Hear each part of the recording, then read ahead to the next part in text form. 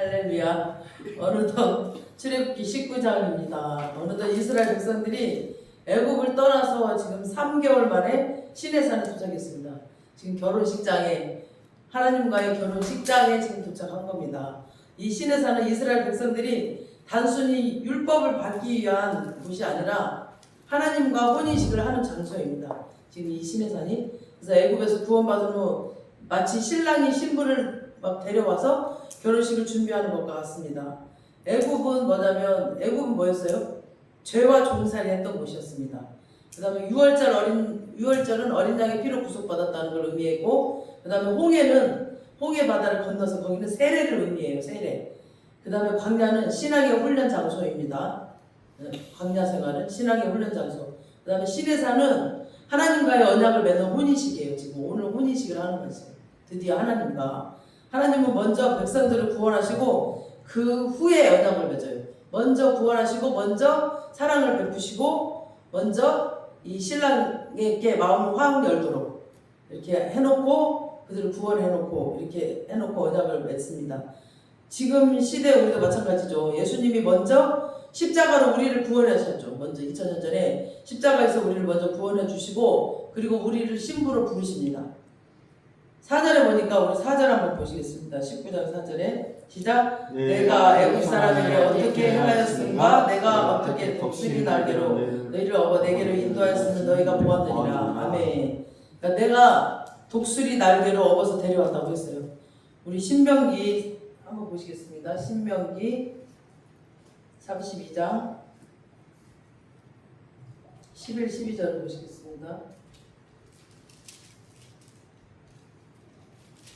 자, 시작. 마치 독수리가 자기의 보금자리를 어지럽게 하며 자기의 새끼 위에 너풀거리며 그의 날개를 펴서 새끼를 받으며 그의 날개 위에 그것을 엎는 것 같이 여호와께서 홀로 그를 인도하셨고 그와 같이 한 다른 신이 없었도다. 아멘. 하나님께서 자기 독수리가 새끼를 엎은 같이 이렇게 홀로 그걸 또 하셨다 그랬잖아요. 엎고 갔다고. 독수리는 자기 새끼를 그 둥지 안에만 두지 않습니다. 어느 정도 자라면은 막 둥지를 흔들어갖고 그 안락하면서 나오게 해요. 지금 너무너무 편안하고 그 안락하면서 나오게 해요. 그래서 계속 거기 두면은 새끼가 날 수 없잖아요.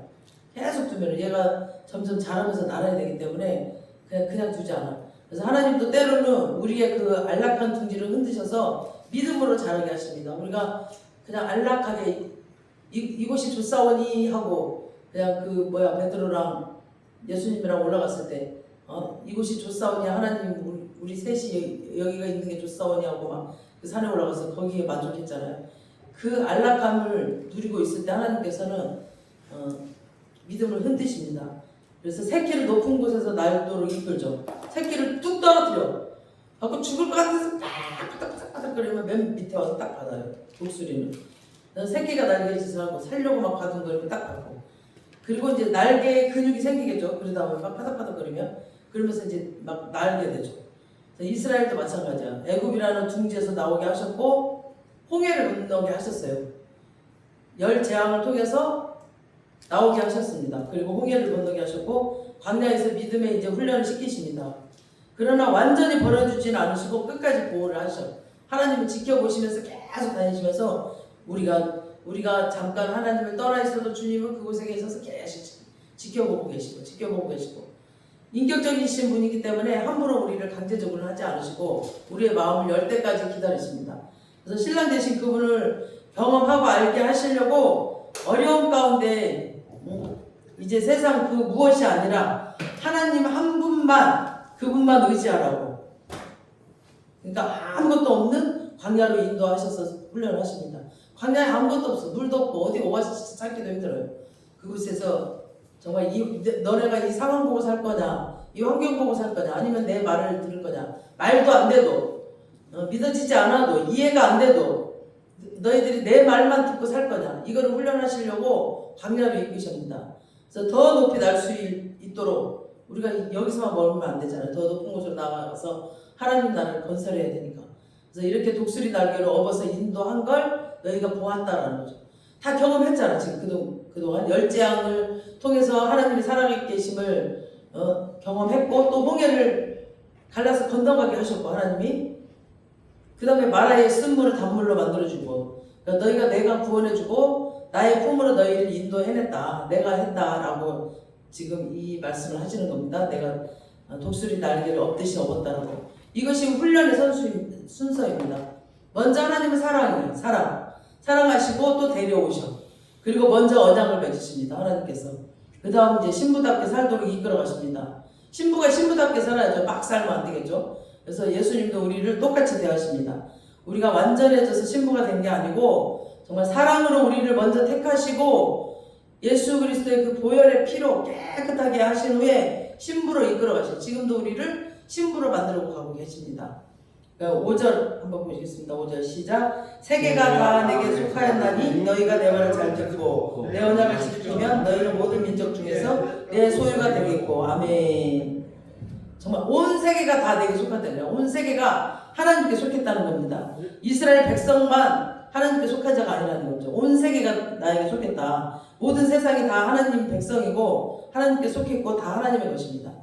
내가 가장 싫어하는 그 사람도 하나님께 속해 있는 사람이고 내가 가장 미워하는 그 사람도 하나님께 속해 있는 사람이에요.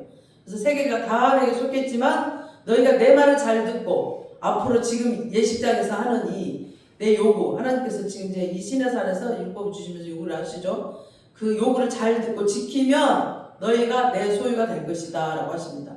내 소유가 뭐냐면 내 보물이 될 것이다. 너희는 내 거가 될 것이다. 내가 너를 창조하고 지명하여 불렀나니 너는 내 것이다 라고 하죠. 이스라엘아 두려워하지 말라, 놀라지 말라, 너는 내 것이다 라고 하셨습니다. 그러니까 보호하신다는 계속 너는 내 것이다. 왜 그러잖아. 이 남편도 부인이 하나 있잖아요. 너는 내 거야 라고 해듯이 하나님이 너희가 그 율법을 잘 지키면 따르면 너는 내 것이라는 겁니다. 그러니까 무조건 내 것이 아니라 조건이 있어요. 율법을 잘 지키고 따라야 돼. 그냥 하나님 믿습니다 라고 하고 난 하나님 믿는 자입니다 그리고 절대 말씀대로 안 살면 그거는 내 소유가 아니죠. 그냥 말로만 내 믿습니다 그리고 교회는 와. 근데 하나님 말씀대로 전혀 살지 않아. 율법을 지키지 않아. 그러니까 율법을 지켜서 구원을 얻는 건 아니지만 이 율법을 지키면 내 소유가 되겠다고 그러잖아요. 그러니까 사랑하는 거죠. 사랑하는 거를 지키면. 그래서 내가 너를 보호하겠다는 약속이 들어있는 말씀입니다. 그래서 혼인에서 가장 중요한 언약이죠. 이것은 나의 소유물이 아니라 사랑의 언약. 넌 내 거다 해서 내 맘대로 막 소유물처럼 막 다루는 게 아니라 사랑의 언약을 하는 겁니다. 신약교회에서는 신약교회가 성도들이죠. 성도. 그리스도의 몸과 신부라고 부릅니다. 우리 성도들을 너희들은 그리스도의 몸과 주님의 신부야라고 우리를 부르시잖아요. 다음 6절에 보세요. 6절에 시작. 너희가 내게 대하여 제사장 나라가 되며 거룩한 백성이 되리라. 너는 이 말을 이스라엘 자손에게 전할지니라. 아멘. 그러니까 제사장 나라는 제사장은 어떤 역할을 하시냐면은 이 성도들의 모든 죄를 갖고 와요. 갖고 제사장이 가지고 가서 하나님께 가서 대신 용서를 빌어주고 제사를 지내주고 그러니까 모든 성도들이 잘못한 거 이런 것들을 대신 다 치러주셔요. 그래서 제사함을 받게 해줘요.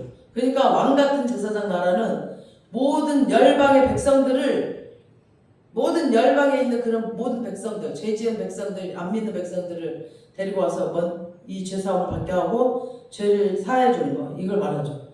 그래서 하나님께로 이끌어가는 그러니까 너희 이스라엘이 내 말만 잘 들으면 이스라엘 백성들을 통해서 이스라엘 백성들을 통해서 이 열방을 정말 주님께 복받는 길로 나오게 하시겠다는 겁니다. 그런 복이 있는 하나님 나라 사명자로 하나님이 쓰시겠다고 지금 이스라엘 백성들에게 지금 혼인서약을 하고 있는 거예요. 지금 시내산에 도착해서. 근데 너희에게는 이 민족이 너희로 말미암아 돌아왔으니까 너희에게는 놀라운 영원 중에 놀라운 복으로 채우시겠다는 그 하나님의 약속이 이 안에 들어있습니다. 그래서 하나님이 제사장 나라로 삼기 위해 그 심령을 간섭해 주시고 또 그 심령의 은혜를 주시고 은사도 주시고 능력도 주시고 힘을 주시고 그래야 이제 사람들을 끌어오니까 기쁨을 주시고 평강을 주시고 그러면 그런 사람들의 얼굴을 보면 이제 날마다 해가 지긴 날 거예요. 그런 사람들이. 그래서 행복해 보이고 걱정이 없는 사람처럼 평강이 보이니까 아니 저 사람 도대체 저런 형편과 저런 상황 속에서 어떻게 이렇게 웃고 살지? 도대체 저 안에 뭐가 있는 거야? 막 궁금할 거 아니에요.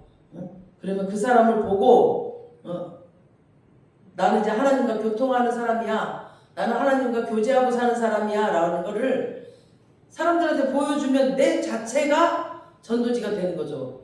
내가 하나님을 믿는다라고 하나님과 교제하고 살면서도 맨날 찡그리고 징징징대고 없다 하고 막 이러고 살면 그런 사람이 예수 믿으세요 그러면 너나 잘해라 그러지. 나보고 오겠어?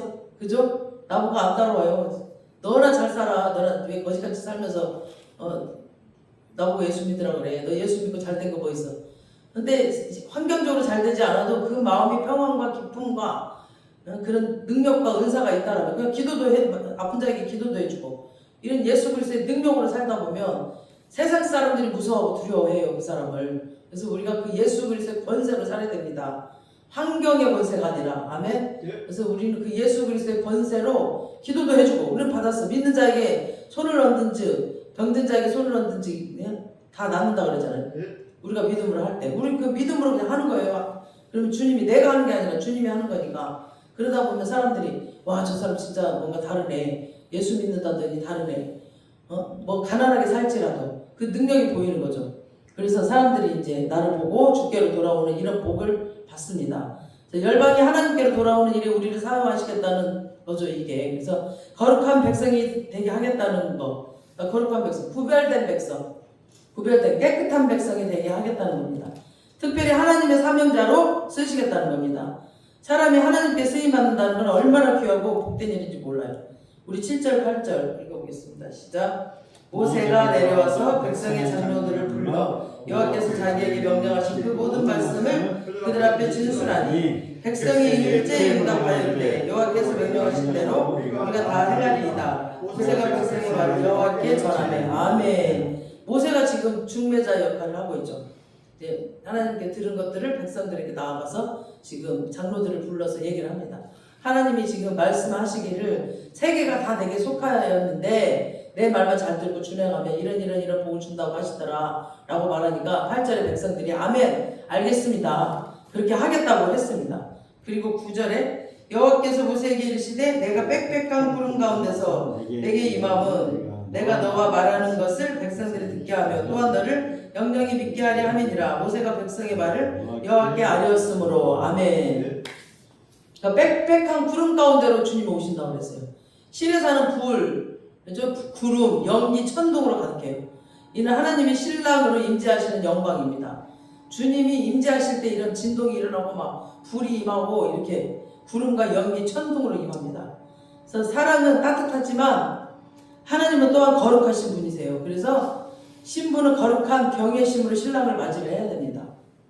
가볍게 여기는 게 아니라 우리 다음 10절에서 15절까지 보면은 쭉 보면 성결, 아까 우리가 읽었죠. 성결하라는 뜻이에요. 한마디로 말하면 옷을 성결하게 하고 옷을 빨고 준비하고 셋째 날을 기다리라 그랬고 경계를 정하고 이럴 때 삼가 산에 오르거나 그 경계에 침범하지 말고 뭔가 경계를 정하고 이렇게 어떤 자에게 손을 대지 말고 이렇게 거룩하라는 거죠. 성결하고 거룩하라고. 그러니까 혼인식을 앞두고 신부는 단장을 해야 되겠죠. 신부가 그냥 있는 그대로 지저분한 대로 가면 안 되잖아. 단장, 먼저 몸 깨끗이 씻고 또 옷을 빨고 자신을 성결하게 준비를 합니다. 그리고 오늘날 지금 여기서 흰 옷은 그리스도의 의예요. 그리스도로 옷 입었다. 흰 옷. 그래서 동시에 성령 안에서 순종으로 살아가는 삶을 말합니다. 그리고 11절에 셋째 날이 나오는데 하나님은 셋째 날 강림하신다고 해서 앞으로 내일 모레 셋째 날 강림하실 것이다 라고 말씀하셨어요. 성경에서 셋째 날은 생명, 부활, 새로운 시작을 의미합니다. 셋째 날은 3일 만에 부활하셨고 생명으로 살아나셨잖아요. 그리고 새로운 시작을 의미해요. 예수님도 셋째 날 부활하셨고 신랑과 신부 새로운 관계가 시작되는 날입니다. 이때가. 그래서 이제 그 셋째 날 하나님이 백성의 목전에서 시내 산에 강림할 것인데 12절부터 쭉 보니까 산에 가까이 가지 못했고 경계를 넘으면 죽었어요. 그걸 잘 지키라고 그랬어요. 그러니까 내 특별한 소유, 너 제사장 나라, 거룩한 백성이라고 막 사랑의 말씀을 막 너는 내 거야, 내 보물이야 막 이렇게 말씀을 해놓고 12절부터 갑자기 가까이 오지 말아라.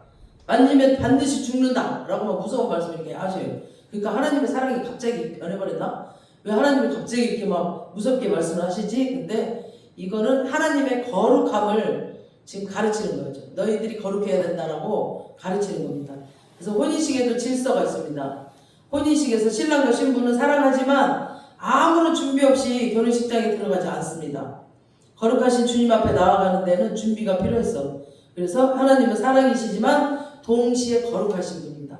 내가 거룩하니 너희도 거룩하라고 하셨잖아요. 그래서 죄를 가진 인간이 하나님의 거룩함을 그대로 만나면 안 됩니다. 마치 태양은 생명을 주지만 사람이 태양 가까이 갈 수는 없잖아요. 그런 거 같은 거예요. 태양은 항상 떠있고 우리에게 생명 주고 먹을 거 주고 이래. 근데 거기 가까이 갈 수는 없어 우리가. 그렇듯이 예수님이 우리 하나님이 신랑 되신 그분이 그렇다는 겁니다. 그래서 하나님은 백성들을 밀어내시는 게 아니라 죄 가운데 있는 백성을 보호하기 위해서 경계를 세우시는 거예요. 지금 죄 가운데 죄하라 하나님과는 죄 때문에 하나님과 멀어지거든요. 그래서 죄 때문에 죄에 예수님이 다리를 놓아주셨잖아요. 죄를 없애주고 제사함을 받게 하셨잖아요. 예수님이.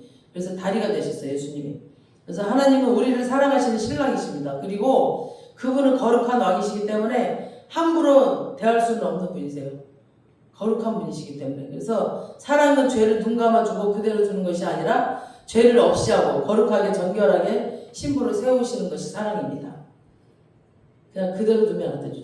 죄라면 마귀가 똑같잖아요. 그래서 16절과 19절에 또 나팔소리와 함께 드디어 하나님이 강림을 하십니다. 16절 한번 보시겠습니다. 시작. 셋째 날 아침에 우리의 왕 우리가 빽빽한 구름이 산 위에 있고 나팔소리가 매우 크게 들리니 진중에 있는 모든 백성이 다 떨더라. 17절 모세가 하나님을 맞으려고 백성을 거느리고 저를 치면서 나오네. 그들이 산기 속에 서 있는데 신의 산에 연기가 자욱하니 여호와께서 불 가운데서 거기 강림하시니라. 그 연기가 온기가마 연기같이 떠오르고 온 산에 크게 진동하며 나팔 소리가 점점 커질 때에 모세가 말한즉 하나님의 음성으로 대답하시더라. 아멘. 18절에 드디어 하나님의 강림을 하셨습니다. 아멘. 우리 가운데 찾아오셨습니다. 그래서 여기 이제 나팔 소리는 혼인식 때는 혼인식 때는 신랑이 신부에게 와요. 혼인식 할 때는 신랑이 신부에게. 지금 신의 산에서도 지금 엄청 큰 나팔 소리가 울립니다. 신약 성경에서도 예수님이 재림하실 때 나팔 소리와 함께 오신다고 그랬죠. 나팔 소리와 함께 오신다고 하셨어요. 그 다음에 마지막 혼인잔치 나팔과 함께 시작됩니다. 계시록에 보면. 그래서 20절부터는 모세를 또 부르셔 하나님이. 그래서 모세는 하나님이 세우신 중보자였습니다. 백성들, 죄 많은 백성들과 하나님과의 중보자, 이렇게 중간 역할을 해주는 거. 그러니까 백성들은 모세를 통해서만 하나님께 나아갈 수 있었어요. 모세는 하나님과 백성 사이를 오고 갔어요. 백성과 하나님 사이를 오고 가면서 하나님 말씀해 주신 거 백성에게 얘기하고 이렇게 혼인식을 연결하는 중보자의 모습입니다. 신약에서는 이 역할을 예수님이 완성하셨죠. 십자가에서 죄 사함을 하시면서 하나님을 만나는 길을 열어두셨습니다. 우리가 하나님을 만나는 길을. 구약 때는 하나님 얼굴을 보면 다 죽었어요. 근데 예수님이 우리 죄사함을 십자가에서 다 이루셨기 때문에 하나님을 만나는 길을 만들어 주신 거죠. 그래서 예수님이 중보자 역할을 하신 거죠. 그래서 예수님은 우리의 영원한 중보자가 되어서 하나님과 우리를 하나 되게 하셨습니다. 오늘 출애굽기 19장은 예수 그리스도와 교회의 혼인을 미리 보여주는 그림입니다. 미리 지금 이 구약 때부터 미리 보여줘요. 계시록에 있을 일을 미리 보여주는 거예요. 그래서 성경은 하나로 연결됩니다. 쭉 찾아보면 족보도 그렇고 이런 것들 보면 쭉 하나로 연결돼요.